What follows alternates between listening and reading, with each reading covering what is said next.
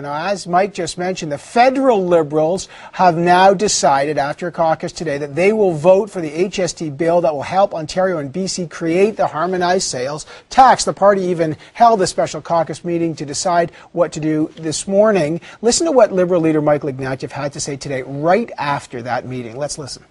This is a request from the provinces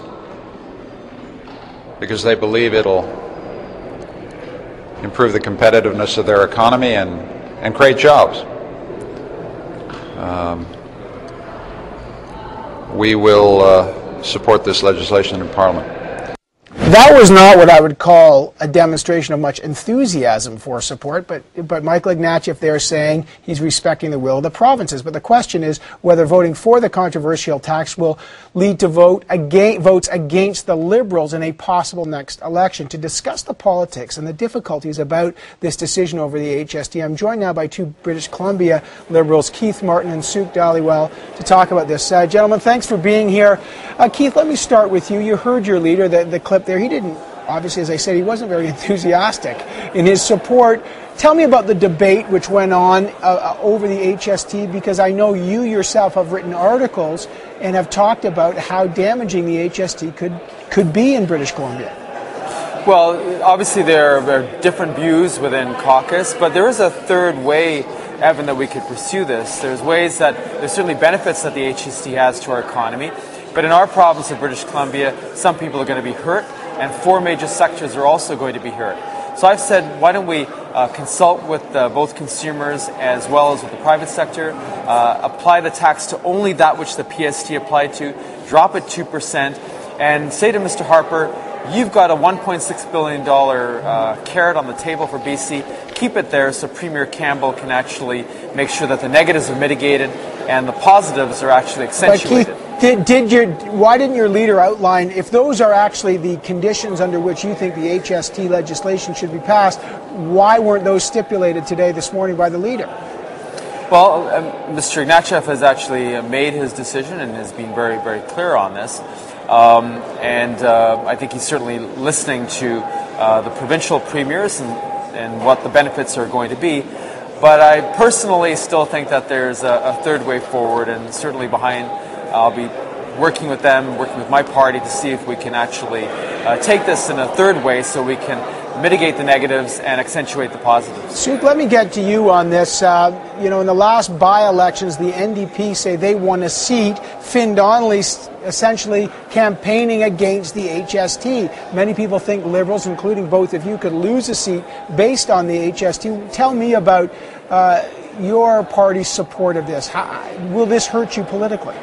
I mean, it's not a matter of hurting politically, it's a matter of principle. The way I see it is this, that the principal agreement between the provinces and Mr. Harper is already done, and Mr. Harper has said, here is $1.6 billion, you either take it or leave it.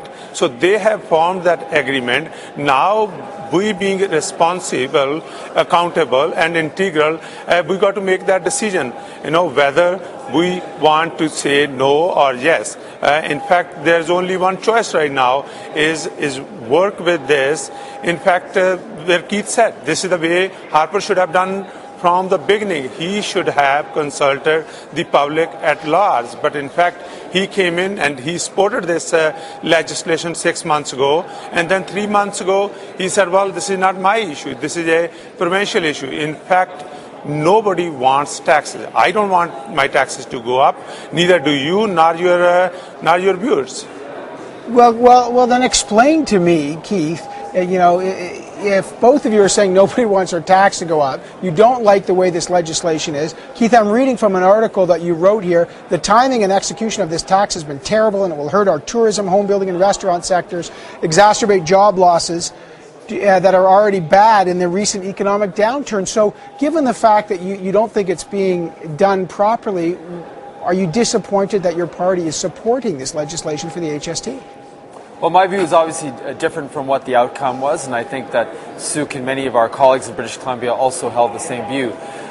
Internally, this is a battle that I'm going to still take and try to convince the party that maybe there are some other options and provide a third way. It is irresponsible, though, for Mr. Harper just to throw this on the table in Parliament before Christmas and then leave town for China. It is up to us, I think, to provide a third way, and I certainly hope that we're able to work with the provinces to be able to accomplish that. Suk, let me ask you something. I mean, you both have said it's irresponsible of Mr. Harper to do this, but why did it take so long for the Liberals to come to a position on the HST? You both know it's been a huge issue in British Columbia for a long time. The NDP has been against it for a long time. Why did the Liberals wait to the very last moment to finally find a position on this very controversial issue that could, especially for BC candidates, have a very severe impact on your electoral hopes? That is where the difference between Mr. Harper and Mr. Ignatieff is. Mr. Ignatieff wanted to talk to its caucus, number one. Number two, he wanted to make sure that we all have an input into this, and in fact he have made that decision, which is the right decision, because we do not want to tear the agreements that's entered in principle with provinces, just like the Conservative did on childcare, on Kelowna.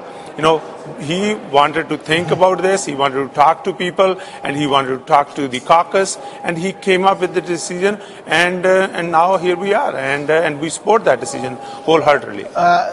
Keith Martin, I mean, Suk's saying that you support this decision wholeheartedly, but you didn't win your riding last time by very many votes. You know the political consequences of this. Will you abide by this vote, even if it potentially could cost you a seat?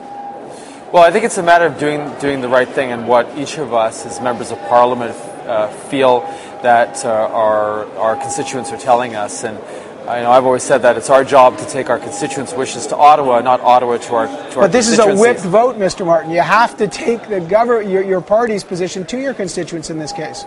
Or vote differently and suffer the consequences. And that's a decision that I'll personally make in the coming days.